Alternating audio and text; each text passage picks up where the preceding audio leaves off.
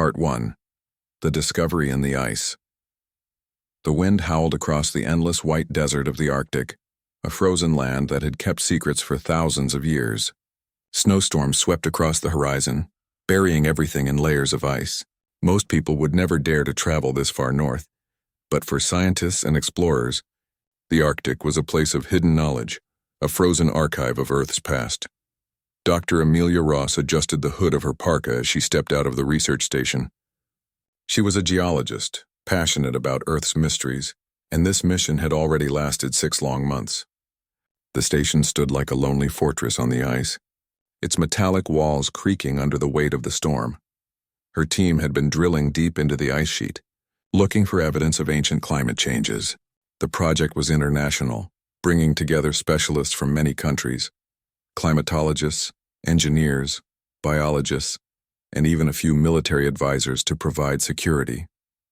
Nothing unusual had been expected. They were supposed to measure ice layers, collect frozen air bubbles, and send their findings back to universities. But everything changed on a cold morning in late February. The drill had struck something solid, something that wasn't ice, rock, or soil. At first, the engineers thought it was a natural deposit, maybe a rare mineral or a buried meteorite. But when the instruments scanned the object, the readings confused everyone. Dr. Ross called Samuel Hayes the chief engineer. His voice carried a strange mix of excitement and worry. "You need to see this." Amelia hurried across the snowy ground to the drill site. Several workers had gathered around a deep borehole where steam rose into the icy air. The drill bit had stopped, jammed against something smooth. Hayes pointed to the monitor beside the drilling rig. The screen displayed a metallic surface that reflected light unnaturally. It looked too perfect, too symmetrical, as if it had been made by intelligent hands. "That can't be natural," Amelia whispered. "No, it's not," Hayes replied. "And it's big. We've only scraped the top. The sonar is bouncing back signals that suggest, well, a structure, maybe several hundred meters wide." The team stared at one another. A structure? Buried deep in Arctic ice? The possibilities ran through their minds. Ancient human ruins, a secret military base, or perhaps a crashed aircraft from long ago. Within hours, the news spread across the station. Excitement grew, but so did fear.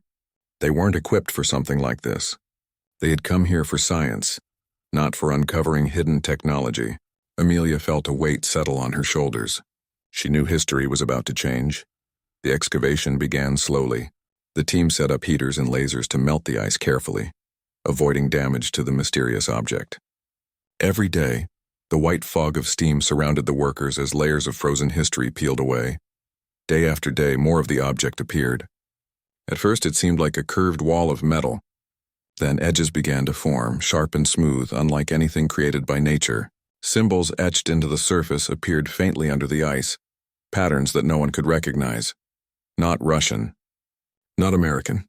Not from any aircraft I've ever seen, muttered Captain Eric Johansson, the Swedish military officer assigned to watch over the project. He crossed his arms tightly as if trying to hide his unease. One evening, as the sun dipped below the horizon and painted the ice in shades of purple and gold, Amelia stood at the edge of the excavation pit. She looked down at the uncovered portion of the object. It was enormous, far larger than she had imagined. Her breath fogged in the air. "It looks like a ship," she said softly to herself. By the second week, governments had taken notice. Satellite images revealed the excavation site, and within days, planes and helicopters arrived. New teams of experts were flown in under strict secrecy. Scientists, soldiers, and intelligence officers all joined the camp. The quiet research mission became a guarded operation. Amelia felt a mix of pride and worry. She had been one of the first to touch the surface of the buried object, but now she was surrounded by people who looked at it not with curiosity, but with suspicion. One night, she sat with Hayes in the mess hall. Snow pounded against the windows while the heater hummed loudly. "Do you ever wonder?" Hayes said, stirring his coffee. "If maybe we shouldn't have found this?" Amelia tilted her head. "What do you mean?" He lowered his voice. "Think about it. Something this advanced, buried for who knows how long. What if it's dangerous? What if it was meant to stay hidden?"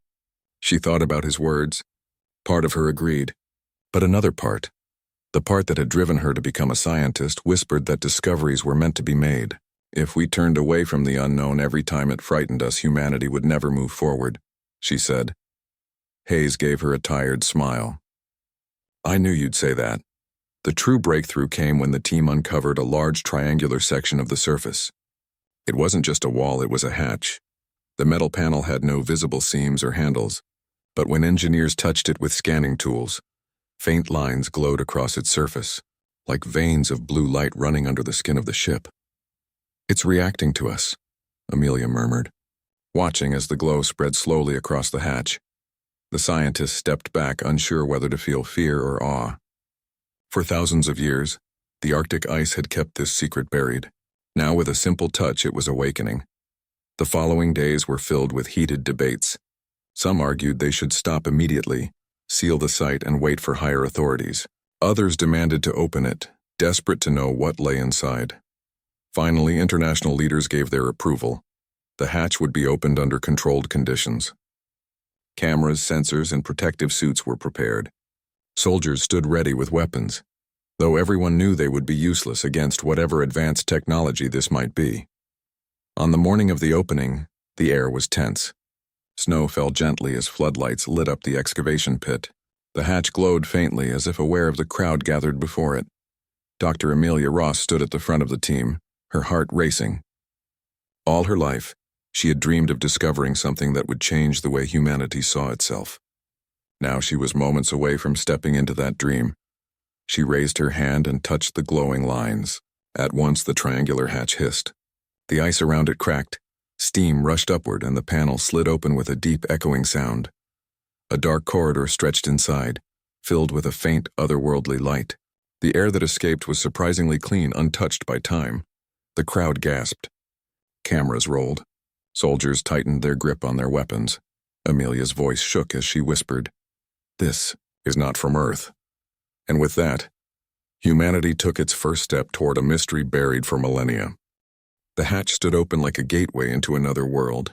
Frost clung to the edges of the triangular doorway, and a thin mist drifted out from the darkness within. The glowing blue veins on the metal pulsed slowly, like the heartbeat of a sleeping giant. Dr. Amelia Ross stood at the threshold, her breath fogging in the frigid air. She could feel every eye on her, scientists, engineers, soldiers, and even the stern government officials who had flown in days earlier. Cameras captured the moment, streaming the feed to secure channels.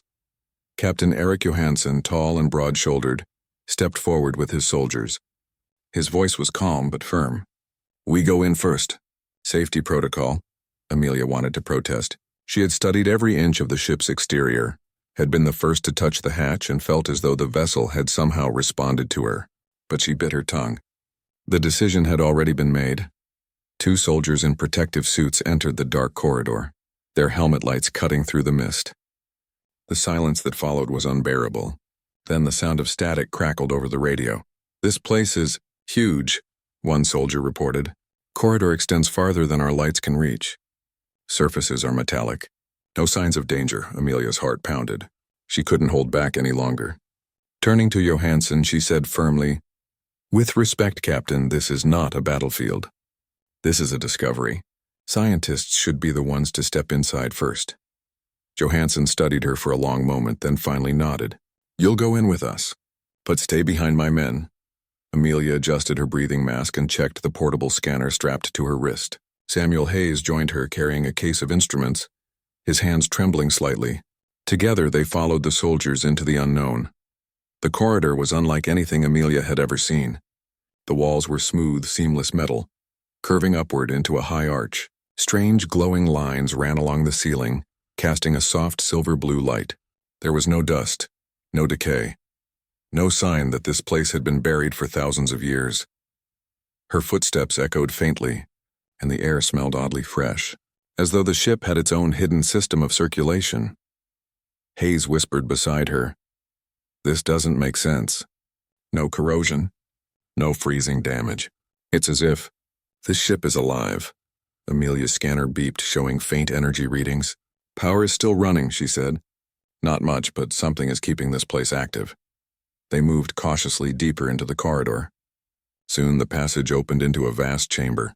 Everyone froze at the sight before them. Rows of tall, crystalline structures lined the walls, glowing faintly like frozen lanterns. Inside, some of them were shapes, long, fragile skeletons of beings that were not human. Gasps filled the chamber. One soldier muttered a prayer under his breath. The creatures were thin, with elongated skulls and 6 slender fingers on each hand. Their bones looked delicate, almost bird-like. Most were collapsed or broken, but a few lay peacefully inside the crystalline pods, as if simply sleeping. Amelia stepped closer, her eyes wide with awe. "These aren't cages. They're stasis chambers," she said. "They were alive once, preserved." Hayes looked uneasy. "Then what killed them?" Nobody answered. At the far end of the chamber, a doorway opened into another hall. Johansson gave the signal, and the group advanced. The new passage led them into what appeared to be a control room.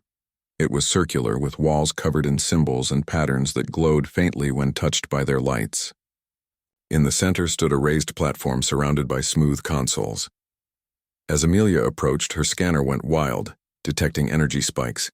Without warning, the platform lit up, projecting a column of shimmering light into the air. The room filled with faint tones, musical yet mechanical. Everyone staggered back, shielding their eyes. Amelia, however, stepped closer, transfixed. The light shaped itself into a moving image, a map of stars. Gasps echoed again. Thousands of glowing points appeared, connected by flowing lines. Some blinked brightly, while others were crossed out with red symbols.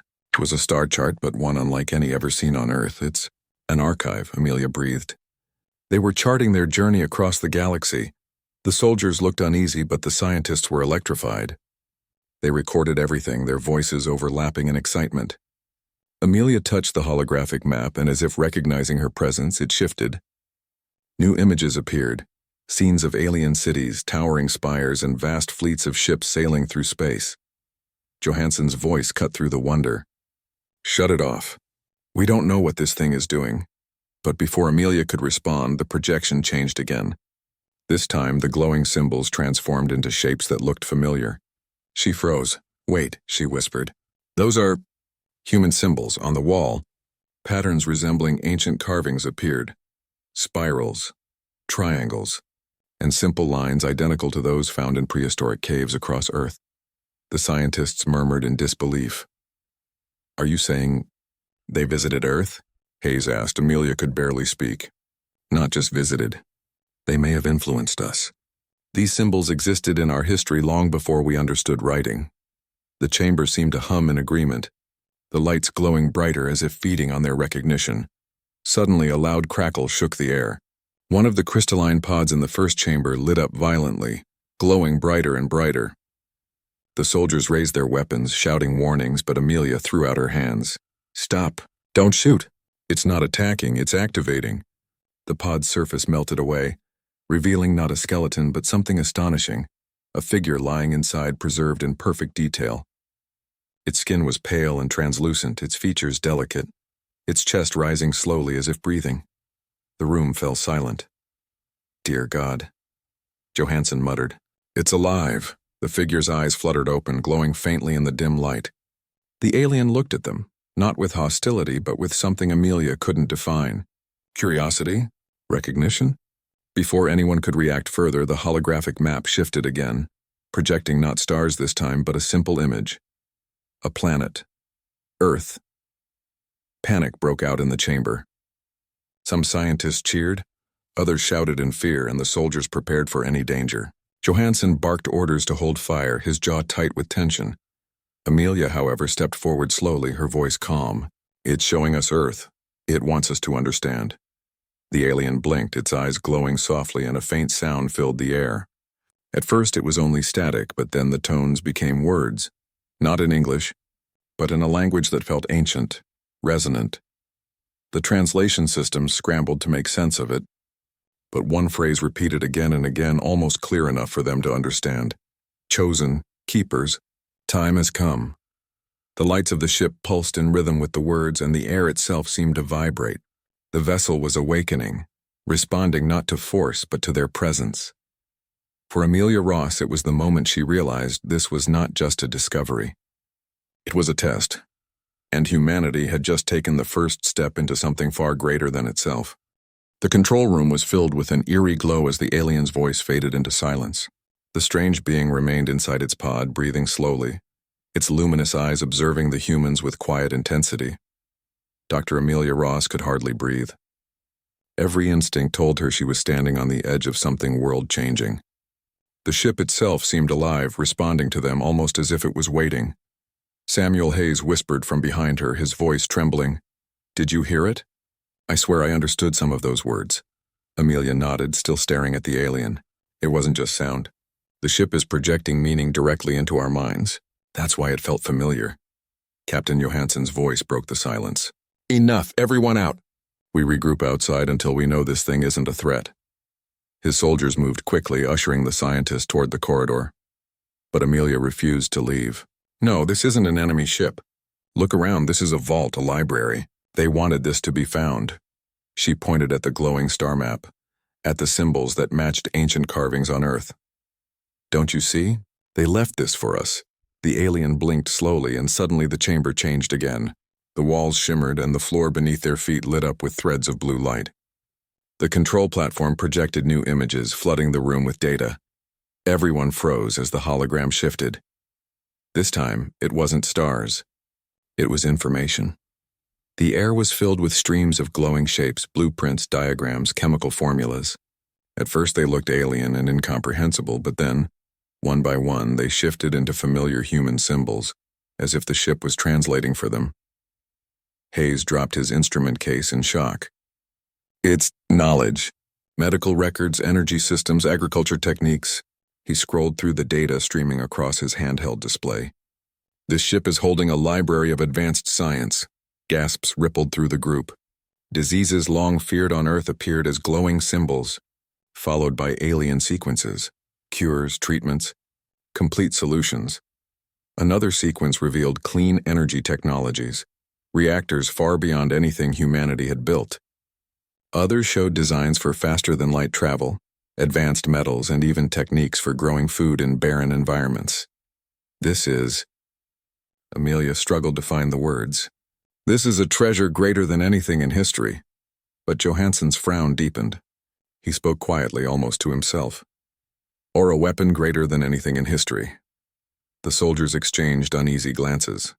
Knowledge could heal the world, but in the wrong hands it could also destroy it.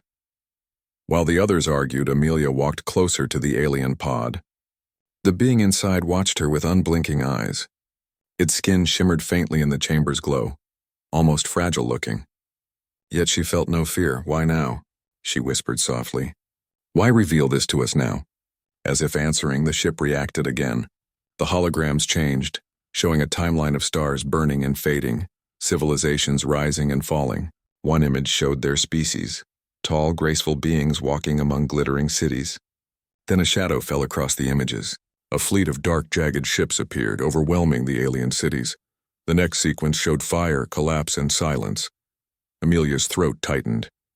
They were destroyed. The alien closed its eyes briefly, then opened them again, glowing brighter than before. Another message pulsed through the chamber. Knowledge was saved. Enemy still exists. Chosen keepers must rise. Hayes took a step back, pale.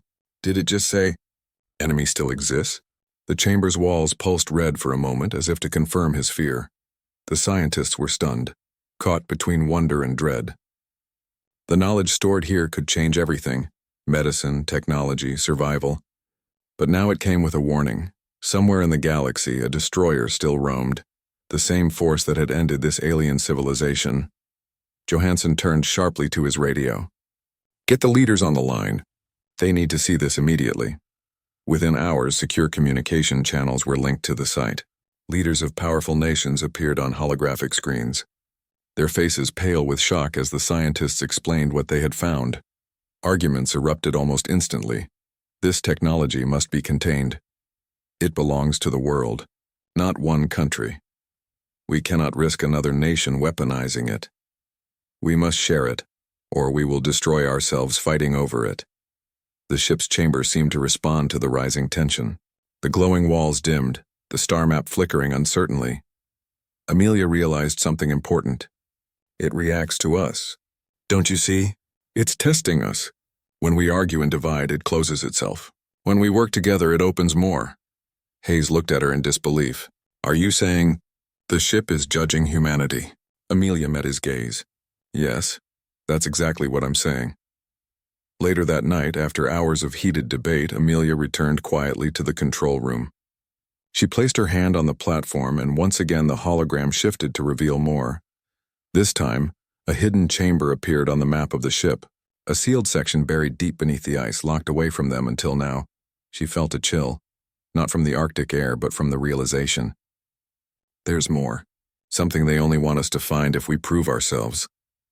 When she shared the discovery with the others the next morning, tension filled the camp. Johansson and the soldiers wanted to secure it before anyone else knew. The scientists argued it should be studied openly. The politicians demanded reports, some even hinting at military control. But the ship didn't respond to orders. The hidden chamber remained sealed, its doors glowing faintly as if waiting for the right signal.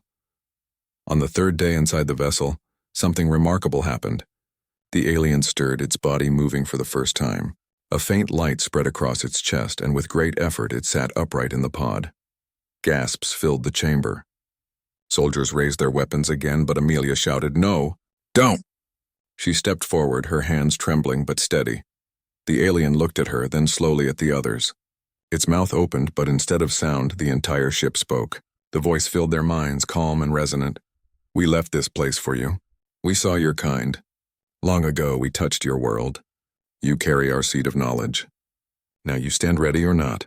The choice is yours." Amelia's eyes widened. "It's true. They visited Earth." The alien lowered its head as though weary. "We did not survive. But you may. The enemy comes again. You must choose your path, divide and fall as we did. Unite and rise higher than us." The pod dimmed slightly and the alien leaned back, weak. Its time was limited. The chamber glowed brighter and the sealed section of the ship appeared again, this time pulsing with light. The meaning was clear. Humanity could have access, but only if they proved worthy. The discovery spread quickly among the leaders connected to the mission. Some wanted to close the ship, fearing it was a trap. Others demanded immediate access to the sealed chamber. Amelia stood in the middle of the chaos, her voice strong and steady. "This is not about one nation. This is about all of us. This is a gift for humanity, not a weapon for power. If we fail this test, we lose everything. Our chance to survive, our chance to rise." Her words carried weight, but she knew the real decision would not be made in that chamber. It would be made by humanity as a whole. The ship waited in silence, its glowing walls like patient eyes watching them, and Amelia felt it deep inside her heart. The greatest discovery in human history was not the ship, or even the alien knowledge. It was the truth that humanity was being given a chance to rise above fear and division, or to repeat the mistakes of those who had fallen before. The choice had begun. The ship's chamber was silent, but it was not the silence of emptiness. It was the silence of expectation, as if the vessel itself was holding its breath, waiting for humanity to answer. Dr. Amelia Ross stood near the alien's pod, her heart pounding in her chest. The being's eyes glowed faintly, their light like distant stars. Though it looked fragile, its presence filled the room with quiet authority. The soldiers stood with weapons at the ready, tense and alert. The scientists crowded around their instruments, recording every detail, while the political envoys argued into their secure radios. The discovery had already caused global unrest, but now the tension was rising to something greater, a choice that could shape the future of the human race. The alien stirred again, its lips parting slightly. No sound came from its mouth, but once more the ship became its voice, projecting thoughts and meanings directly into the minds of everyone present. "You are the inheritors. We gave you fragments of our knowledge long ago. You carry echoes of us in your stories, your symbols, your dreams. You have grown strong. But strength is not enough." The words reverberated inside Amelia's thoughts. She glanced at Hayes, who looked pale but captivated. Johansson, however, only narrowed his eyes, trying to judge whether this was wisdom or manipulation. The alien continued, "We fled across the stars, hunted by an enemy that consumes without reason. We could not defeat them. We hid our knowledge in Orcs, hoping another race would find it. We saw your world. We saw potential. But now the enemy moves again, the room filled with images. The holographic walls of the chamber shifted into visions of space. Armadas of dark ships spreading like shadows, planets burning, civilizations falling. The scale was terrifying. Amelia felt her knees weaken at the sight. Then the vision changed. Earth appeared, glowing blue and green against the blackness of space. A line of red symbols crossed it, pulsing slowly, like a predator marking its prey. Gasps echoed through the chamber. Hayes whispered, "They're coming here." Panic threatened to overwhelm the group.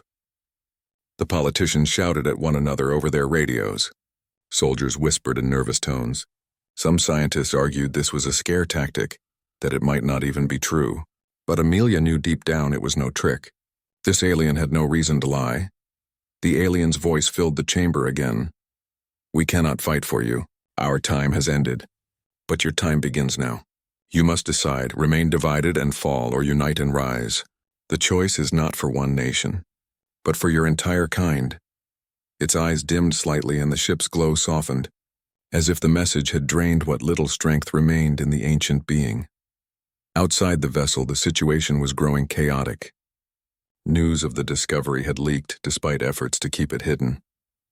Across the world, rumors spread. Some claimed an alien weapon had been found, others believed it was a secret project of powerful nations. Protests, celebrations, and fear erupted in cities everywhere. Inside the Arctic camp, tension mirrored the outside world.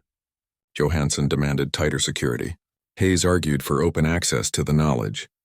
The envoys sent urgent updates to their governments, each demanding control of the ship. Amelia watched all of this with a sinking heart.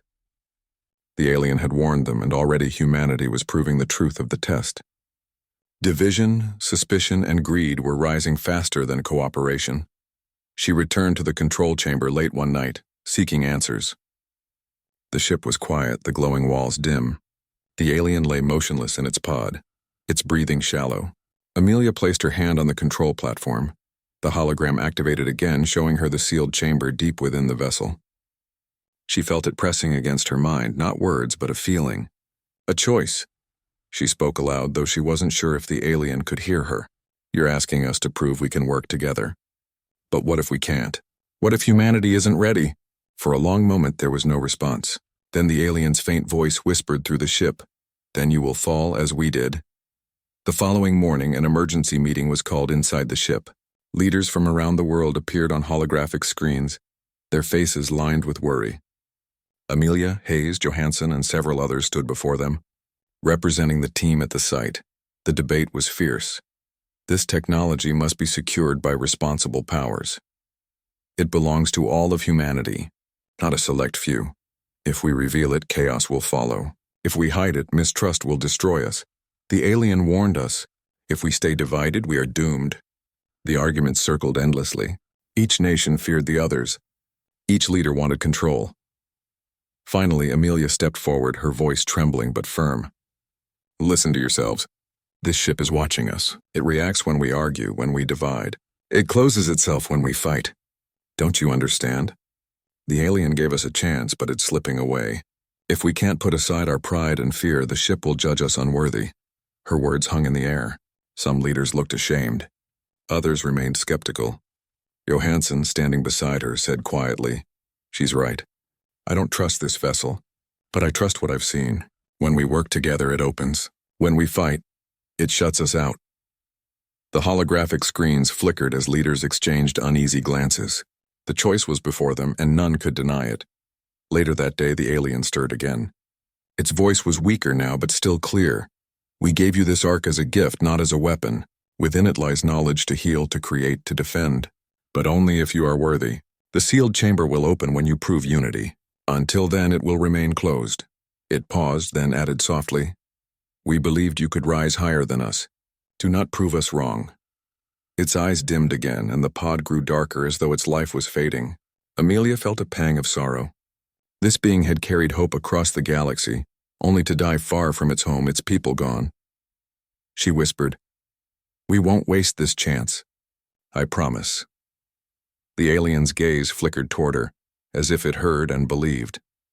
Outside, the Arctic storm raged, snow covering the silent landscape. But inside the ship, Something new was beginning. For the first time, leaders from rival nations began exchanging tentative agreements. A small step toward cooperation. It was fragile, uncertain, and filled with mistrust, but it was a beginning. Amelia knew it would not be easy. Humanity was flawed, and old rivalries ran deep. But the aliens' warning burned in her mind. If they failed to unite, the same shadow that had destroyed this ancient race would one day arrive to destroy Earth. As she stood in the glowing chamber, she felt both fear and hope. The alien had given them a message. Now it was humanity's turn to decide whether it was ready to listen. The Arctic wind had calmed, leaving the endless white desert quiet and still. But inside the ship, a sense of urgency thrummed like a heartbeat. The alien's pod lay dim, its life force fading, and the vast chambers of the vessel seemed to watch the humans like patient eyes. The final test had begun. Dr. Amelia Ross stood in the center of the control room, flanked by Samuel Hayes and Captain Eric Johansson. Around them, scientists, engineers, and observers from every nation worked in a tense yet purposeful silence. The alien's warning echoed in her mind: unite or fail. The holographic map of the galaxy pulsed faintly, showing Earth as a bright blue point surrounded by the darkness of space. Somewhere in that darkness, the shadow of the enemy still waited. Humanity's future depended on their next steps. Amelia took a deep breath.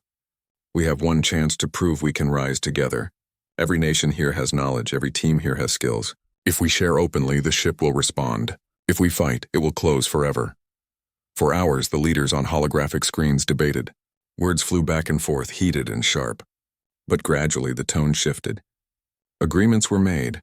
Scientific data would be shared equally. Technology would be studied collaboratively, and no nation would dominate the project. The ship's lights responded. Blue and silver glows spread across the walls, pulsing in rhythm with the rising unity. Amelia could feel it, like a weight had lifted from the vessel itself. She whispered almost to herself, "It's working. We're doing it." Deep in the ship, the sealed chamber reacted to this collective effort. The massive doors, once glowing faintly, began to shimmer and hum, lines of light stretching across their surface.